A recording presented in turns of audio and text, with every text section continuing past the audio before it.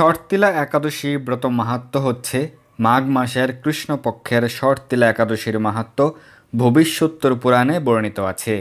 যুধিষ্ঠির মহারাজ বললেন, হে জগন্নাথ, মাঘ মাসের কৃষ্ণপক্ষের একাদশী তিথির নাম কি, বিধি বা কি এবং তার কি ফল সবিস্তারে বর্ণনা করুন। তদ উত্তরে ভগবান বললেন, হে রাজন, এই একাদশী শর্তিলা নামে জগতে বিদিত।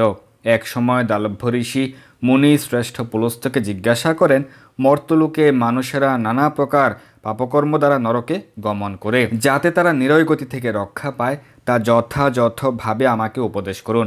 অনায়াসে সাধন করা যায় এমন কোনো কাজের মাধ্যমে যদি তাদের এই পাপ থেকে উদ্ধারের কোনো উপায় থাকে তবে তা বলুন।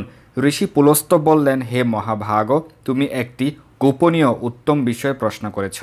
মাঘ মাসে সূচি, জিতেন্দ্রীয়, কাম ক্রোধ আদি শূন্য হয়ে স্নানের পর সর্বদেবেশ্বর শ্রীকৃষ্ণের পূজা করবে। পূজাতে কোনো বিঘ্ন ঘটলে কৃষ্ণ নাম স্মরণ করবে। রাত্রিতে অর্চনান্তে হোম করবে। তারপর চন্দন, অগুরু, কর্পূর ও শর্করা প্রভৃতি দ্বারা নৈবেদ্য প্রস্তুত করে ভগবানকে নিবেদন করবে। কুষ্মাণ্ড, নারকেল অথবা 100 গুবাক দিয়ে অর্ঘ্য প্রদান করবে।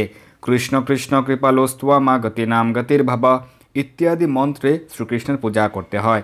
কৃষ্ণ আমার প্রতি প্রীত হন বলে যথাশক্তি ব্রাহ্মণকে জলপূর্ণ কলস, ছত্র, বস্ত্র, পাদুকা, গাভী ও তিলপাত্র দান করবে। স্নান দান আদি কার্যে কালো তিল অত্যন্ত শুভ। হে দ্বিজ উত্তম, ওই প্রদত্ত তিল থেকে পুনরায় যে তিল উৎপন্ন হয় তত বছর ধরে দানকারী স্বর্গলোকে বাস করে।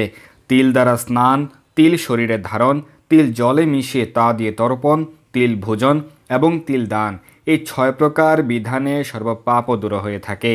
এই জন্য এই একাদশীর নাম শর্তিলা।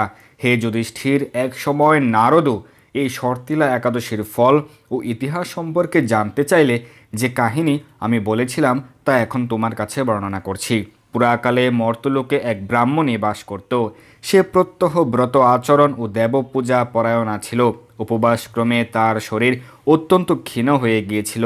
সেই মহাসতী ব্রাহ্মণী অন্যের কাছ থেকে দ্রব্য আদি গ্রহণ করে দেবতা, ব্রাহ্মণ, কুমারীদের ভক্তি ভরে দান করত, কিন্তু কখনো ভিক্ষুককে ভিক্ষাদান ও ব্রাহ্মণকে অন্নদান করেনি। এইভাবে বহু বছর অতিক্রান্ত হলো। আমি চিন্তা করলাম, কষ্টসাধ্য বিভিন্ন ব্রত করার ফলে এই ব্রাহ্মণীর শরীরটি শুকিয়ে যাচ্ছে। সে যথাযথভাবে বৈষ্ণবদের অর্চনা করেছে, কিন্তু তাদের পরিতৃপ্তির জন্য কখনো অন্নদান করেনি। তাই আমি একদিন কাপালিক রূপ ধারণ করে তামার পাত্র হাতে নিয়ে তার কাছে গিয়ে ভিক্ষা প্রার্থনা করলাম। ব্রাহ্মণী বলল, হে ব্রাহ্মণ, তুমি কোথা থেকে এসেছ, কোথায় যাবে তা আমাকে বলো। আমি বললাম, হে সুন্দরী, আমাকে ভিক্ষা দাও। তখন সে ক্রুদ্ধ হয়ে আমার পাত্রে একটি মাটির ঢেলা নিক্ষেপ করলো। তারপর আমি সেখান থেকে চলে গেলাম। বহুকাল পরে সে ব্রাহ্মণী ব্রতপ্রভাবে সশরীরে স্বর্গে গমন করলো। মাটির ঢেলা দানের ফলে একটি মনোরম গৃহ সে প্রাপ্ত হলো। কিন্তু হে নারদ, সেখানে কোনো ধান ও চাল কিছুই ছিল না। গৃহ শূন্য দেখে মহাক্রোধে এসে আমার কাছে এসে বলল, আমি ব্রত, কৃষ্ণ সাধন ও উপবাসের মাধ্যমে নারায়ণের আরাধনা করেছি। এখন হে জনার্দন, আমার গৃহে কিছুই দেখছি না কেন? হে নারদ, তখন আমি তাকে বললাম, তুমি নিজ গৃহে দরজা বন্ধ করে বসে থাকো। মর্তলোকের মানবী সশরীরে স্বর্গে এসেছে শুনে দেবতাদের পত্নীরা তোমাকে দেখতে আসবে, কিন্তু তুমি দরজা খুলবে না। তুমি তাদের কাছে শর্তিলা ব্রতের পূর্ণ ফল প্রার্থনা করবে।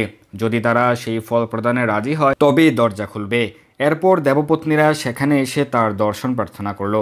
শর্তিলা ব্রতের ফল পেলেই কেবল সেই মানবী দর্শন দেবেন জেনে তাদের মধ্যে এক দেবপত্নী তাঁর শর্তিলা ব্রতজনিত পুণ্যফল তাকে প্রদান করলো। তখন সে ব্রাহ্মণী দিব্য কান্তি বিশিষ্টা হলো এবং তার গৃহ ধন ধান্যে ভরে গেল। দ্বার উদ্ঘাটন করলে দেবপত্নীরা তাকে দর্শন করে বিস্মিত হলেন। হে নারদ, অতিরিক্ত বিষয় বাসনা করা উচিত নয়। বিত্তস্বার্থ অকর্তব্য। নিজ সাধ্যমতো তিল, বস্ত্র, অন্নদান করবে। শর্তিলা ব্রতের প্রভাবে দারিদ্রতা, শারীরিক কষ্ট, দুর্ভাগ্য প্রভৃতি দূর হয়। এই বিধি অনুসারে তিল দান করলে মানুষ অনায়াসে সমস্ত পাপ থেকে মুক্ত হয়। হরে কৃষ্ণ। এই দুর্লভ মনুষ্যজন্মকে সার্থক করতে যুক্ত হন কৃষ্ণ ভাবনায়। আপনার সকল ধর্মীয় বা পারমার্থিক প্রশ্ন জানাতে যুক্ত হন আমাদের টেলিগ্রাম গ্রুপে। আর এই ভিডিওটি শেয়ার করে আপনার সকল বন্ধুদের কাছে পৌঁছে দিন। ধন্যবাদ সবাইকে।